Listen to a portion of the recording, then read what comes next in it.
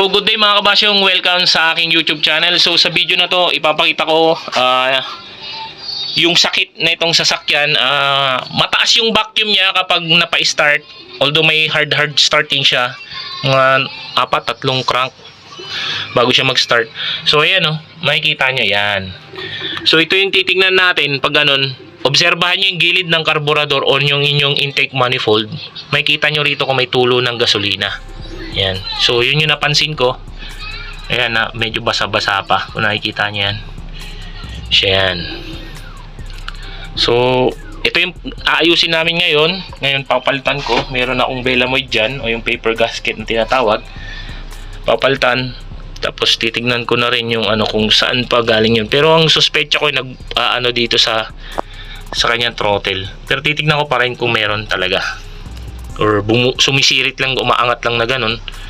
So double check. Kabasyong medyo may problema dito sa niya, kanyang base plate. Ayan. Basag. Tapos yun may singaw. May vacuum leak yan. So gagawan ko ng paraan. Lalagyan ko muna ng ganito epoxy. Pero sinabihan ko na si owner, sabi ko maghanap na lang din ng ganitong bago or replacement na yung mga galing sa katayan. Ayan. Kasi kung re-remedyo na ganito, babalik at babalik din yan So yun na yung sinadjust ko mga kabasyong, na palit na lang. Katulad yung ginawa ko yung sa Manawag, taga Manawag. Ito yung pinapalitan ko kasi singaw nga rito. So yan mga kabasyong, nilagay ko na yung unang layer ng gasket. So ginamitan ko siya ng shellac kasi medyo malalim na yung part dito tsaka dito niya. Meron na siyang portion na malalim. So nag-decide ako na ito na lang yung gamitin kong shellac para makubera niya pa yung surface na hindi pantay. So meron kasi dito tsaka dito. Dito yung malalim dito na part. Yung sa anuhan ng So sinadjust ko kay owner, kay kabasyong, na coolant na lang yung gamitin niya kasi lang siya, nakatubig lang. So suggest ko na yun ang gamitin niya para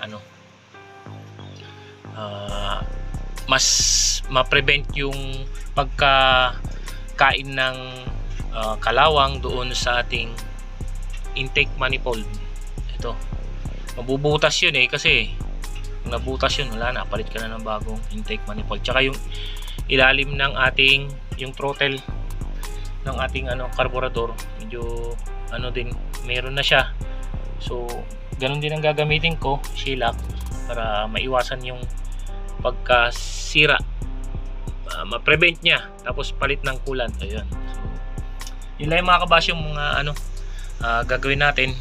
Coolant tayo, mag-coolant. Mas maganda sa makina yan para iwas corrosion. So ito mga kabasyong, naikabit ko na yung carburetor. So antayin ko na lang matuyo yung shellac. Tapos yung vacuum line niya, ayusin ko kasi mali yung ibang vacuum line tulad na itong port na to.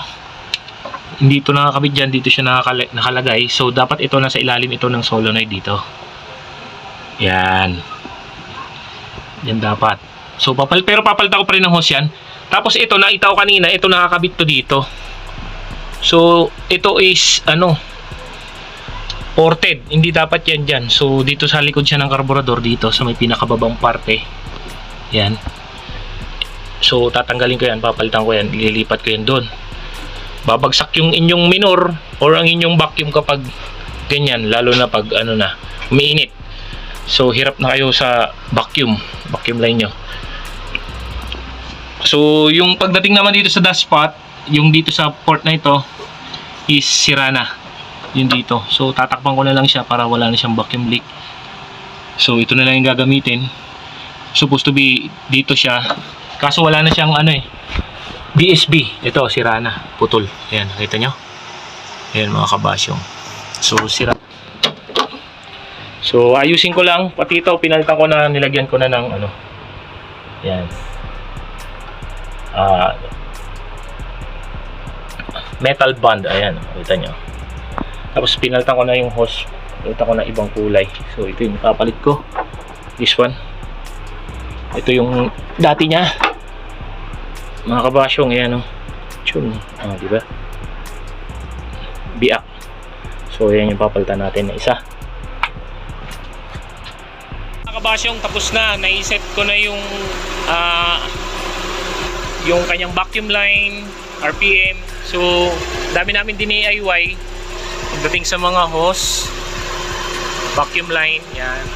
Okay na siya. Pati yung ano niya, pag maka-aircon na siya ngayon, ang sira niya is ang gas filter, mga kabasyong. Ito. Buti na lang meron akong extra. Pag hinigop mo rito, wala kang mahihigop na malakas na vacuum. Ito. So yung ipinalit ko, yun. Ito, itong block na yan. Gas filter tawag dyan. Ito.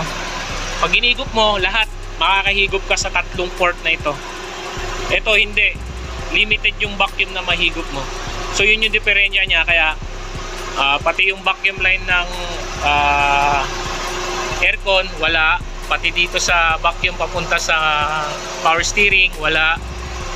Tapos vacuum line din papunta sa choke positioner, wala din. Kasi nga isang port yung pinagkuhanan. Ayan. Tapos binago ko na yung vacuum line. So ayan siya. So iti-test drive namin, mga kabasyong. So ayan, mga kabasyong, test mode kami.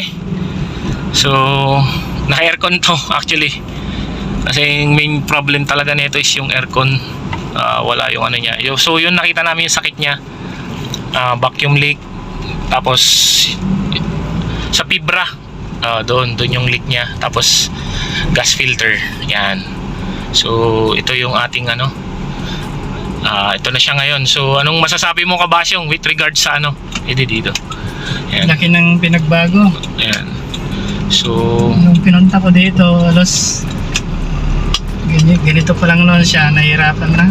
ayan, ito si kabasyong, and from ano, Isabela. Shout out sa mga taga Isabela dyan, mga kabasyong. Si kabasyong attorney, kamusta? Maya mo bibisita ako dyan sa ano, ayan, bibisita ako dyan one time sa Isabela. Gusto ko ring mamasyal dyan, maganda dyan sa lugar nyo eh. Daming pagpasyalan din doon eh, kasi mahilig ako sa nature tripping, marami talaga doon, nature talaga. Tapos pwede dito tayo sa danan. So tinetest drive muna namin, naka aircon to. Si dati ganito, hirap.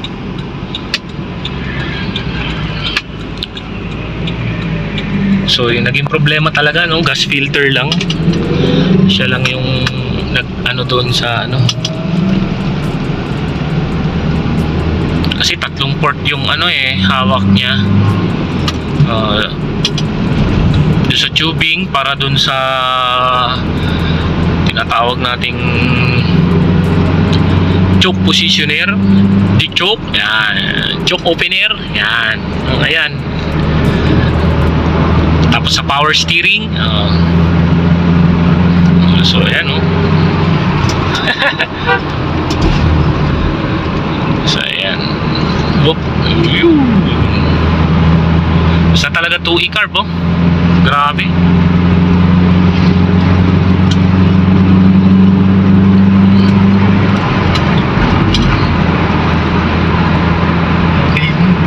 Laki ng pinagbago.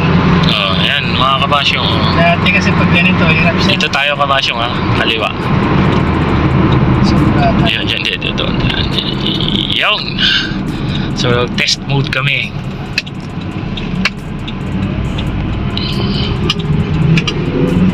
So yun, nagpalit kami. Ang daming hose na pinalitan namin eh. Halos lahat ng hose.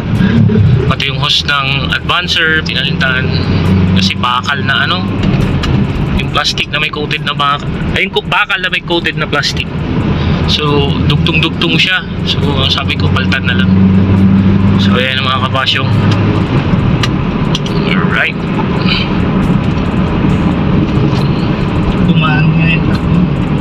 Mas maano kasi kapag yung tama yung mga port niya, tapos wala siyang vacuum leak. So dinisable ko yung sa ano, tawag to, dinisable ko yung isang linya ng dashpot kasi vacuum leak yun dahil ano, hindi na humihila, wala siyang hila. So, dinisable ko lang. So, dito tayo sa Alyon. So, ito yun, nag-test mode kami. Yun.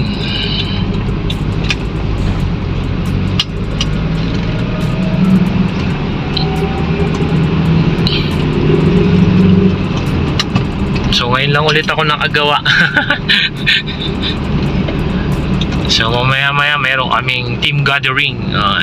Yun ang ano naman natin ng Corolla. So, yun lang mga kabasyong.